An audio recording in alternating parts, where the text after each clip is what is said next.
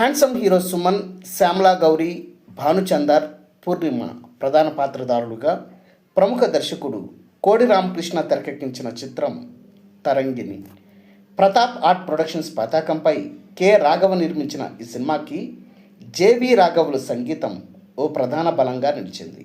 1982 November 5న విడుదలై ఘన విజయం సాధించిన తరంగిణి చిత్రం ఎక్కడెక్కడ విడుదలైంది, ఎక్కడెక్కడ శతదినోత్సవాలు జరుపుకుందో ఈ వీడియోలో చూద్దాం.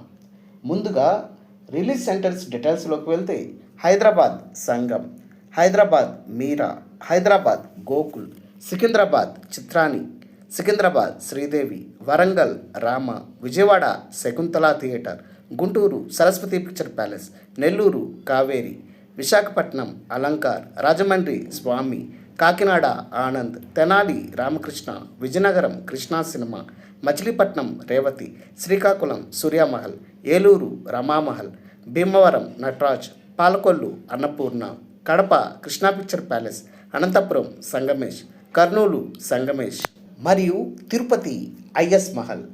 ఇప్పుడు 100 రోజుల కేంద్రాల వివరాలకు వెళ్తే Hyderabad Sangam, Vijayawada Shakuntala, Visakhapatnam Alankar, Guntur Lakshmi picture palace shift, Rajahmundry Kumari picture palace shift, Kakinada Lakshmi talkies shift, Nellore Kanakamahal shift, Eluru Sri Ramamahal. Dear viewers, అప్పట్లో తరంగిణి సినిమాని మీరు ఏ టాకీస్లో చూసారో కామెంట్ బాక్స్లో పోస్ట్ చేయండి.